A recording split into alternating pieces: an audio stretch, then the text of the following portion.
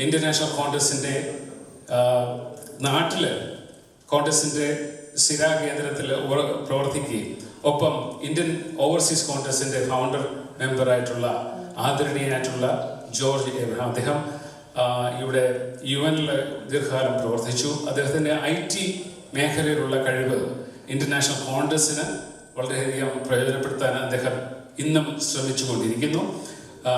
ഊർജ്ജസ്വലനായിട്ട് ഇന്നും നമുക്കൊക്കെ ഞാനൊക്കെ ഒരു 10-15 വയസ്സായപ്പോൾ അമേരിക്കയിൽ വന്ന അദ്ദേഹമാണ് ഈ ജോർജ് എബ്രഹാം എന്ന് പറയുന്നത്. ഇത് കണ്ടു കഴിഞ്ഞാൽ പുള്ളി എന്നെക്കാട്ടിൽ വളരെ യങ്ങായിട്ട് തോന്നും. പക്ഷേ എത്രയോ കാലം മുമ്പ് 19ാമത്തെ വയസ്സിൽ ന്യൂയോർക്ക് സിറ്റിയിൽ വന്നിട്ട് ജോലി പഠിക്കാനായിട്ട് വന്ന ഒരു വ്യക്തിയാണ് ഇരിക്കുന്നത് നമ്മുടെ കൂടെ. ഈ കോൺഗ്രസിനെ മനസ്സിൽ താലോലിക്കുന്ന വളരെ ചുരുക്കം പേരിൽ ഒരാളാണ് ശ്രീ ജോർജ് എബ്രഹാം. അദ്ദേഹത്തെ ആദരപൂർവ്വം നിങ്ങൾ ഓരോരുത്തരുടെയും പേരിൽ അദ്ദേഹത്തിൻ്റെ സംഭാഷണത്തിനായിട്ട് ക്ഷണിക്കുന്നു.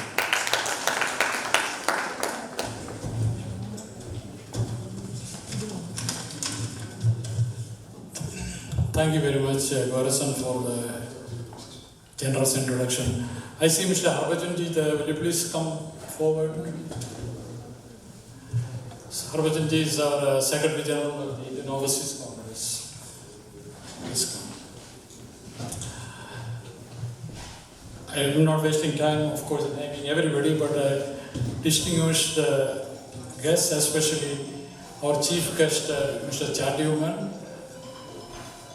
and Secretary General Mr. Harbhajan Singh, and Kerala Chapter President Leela Marriott, and of course rest of the leadership here from Kerala Chapter, and all of you.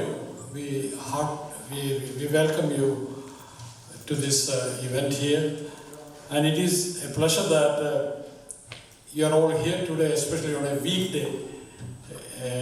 Fighting the traffic, rushing here to be part of this great occasion. And also it is a pleasure that I am standing here today receiving Mr. Chandy Oommen under the auspices of Indian Overseas Congress. As I was sitting here, of course, my mind was going through the decade-long memories, especially that involved his dad, late Oommen Chandy. I recollect receiving him in 1998 together with Sri Chandy Oommen, who was at that time a little boy accompanying his dad. I don't need to talk about his dad here, as you all well know the significant contributions he has played in 5 decades in the arena of politics in India, especially in Kerala. He is one of the greatest sons of the soil, if not the greatest, who has made an indelible imprint in the hearts and minds of Keralites. It has been said that people grieve for the departed. But in OC's case, in Oommen Chandy's case, the whole state was in mourning. We shook up the very soul of Kerala. He was a master politician, but more than that, he was a humanitarian. His legacy will continue to shine in the annals of Kerala's history in the years to come. Today, Mr. Chandy Oommen has an unenviable task, which is to fill those big shoes. He made the first step stunningly impressive with his huge victory in Puduppally. I want him to know that all the love and affection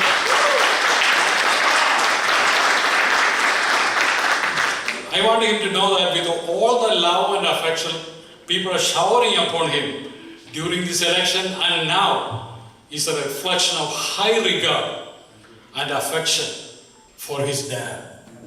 Therefore, he needs to pay special attention to continuing in his dad's footsteps while creating his own imprint in the days ahead. Remembering Oommen Chandy, let me add a few more of my recollection, which is very important, I think, at this point. It is Oommen Chandy who inaugurated Indian Overseas Congress in 1998. The idea was hatched by me and John Philip Bose from California to counter the propaganda emanating from BJP circles in the USA. The BJP was ruling India at that time under Prime Minister Atal Bihari Vajpayee as the Prime Minister. The first meeting was held at my home. Jayachandran, who just welcomed you all, was present there today. It started as a Malayali group. Then I flew to Delhi together with Mr. Zach Thomas and discussed the need to create an overseas congress at the national level with Mrs. Srimati Sonia Gandhi. In 2001, she came to New York, inaugurated the overseas congress together with the former Prime Minister Manmohan Singh, and the rest is history. Today, the overseas congress is active in 32 countries. AICC has created an overseas congress department and appointed Mr. Sam Petroda, the father of the telecom revolution in India, as its chairman. So IOC is here today for a purpose. We want to see India remain a democracy, respecting pluralistic principles. Nehru and Ambedkar have helped to enshrine in the constitution those values and principles we appreciate today. Freedom. Democracy is effective only when it upholds pluralistic principles, freedom of expression, and respect for minority rights. Those of you who are present here today are quite aware that freedom is under great stress in India today. I don't have time to elaborate, but I believe that every one of you who has migrated to these shores has an obligation to keep the flame of the freedom and liberty alive in India. Mrs. Leela Marriott, as you have noticed, is doing more than her share of keeping that flame alive, and we are grateful to her for that. Therefore, please join us and share a little bit of your valuable time and a little resources from your pocket for this great endeavor. Thank you, Sri Chandy Oommen, Mr. Chandy Oommen, for your kind presence here today. We have our best wishes for you as you start your journey, great journey of serving the people of Kerala, especially your constituents in Puducherry. Wish you all the success and may God bless you. Jai Hind. God bless you.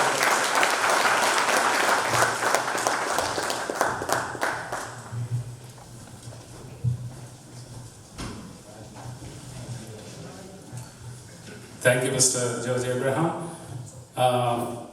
Next, let me invite Mr. Harbachan Singh. He's the Secretary General of the Indian Overseas Congress. Mr. Harbachan Singh.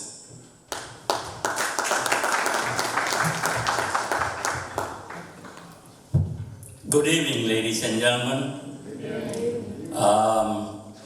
Honorable Shri Chandy Oommen ji, Shri George Abraham ji, and all the VIPs on the podium, and distinguished guests. Today is a really an auspicious day, a very special day, a very historical day that we have the opportunity to welcome our VIP all the way from India, and he comes from a family that even in United States, if you mention the name of Oommen Chandy, every Indian knows him and has such fond memories about him. We are so fortunate. We are all working together. I'm so happy that he has come to boost our enthusiasm, to support us, to give us energy so that we can support the Indian Congress Party in India so that it can succeed. We, the Indian Congress Party, has the most experience, the most talented officials, and the length, it has such a long time it has run the government of India that there is no comparison. That Indian government party, the Indian National Party, is the party whose time has come, because the modern world is now run by artificial intelligence, and there are lots of things. It's not we have to take care of the armed forces. We have to take care of the nuclear energy, everything else, and we have to take care especially of all the individuals and make sure that their needs and passions are not hurt. Not only not hurt, but also propagated and enhanced. So we have a very high responsibility. And every one of you who are leaders here, and every one of you I see are all leaders, you have a very important role to play, and we look forward for your support. Thank you very much.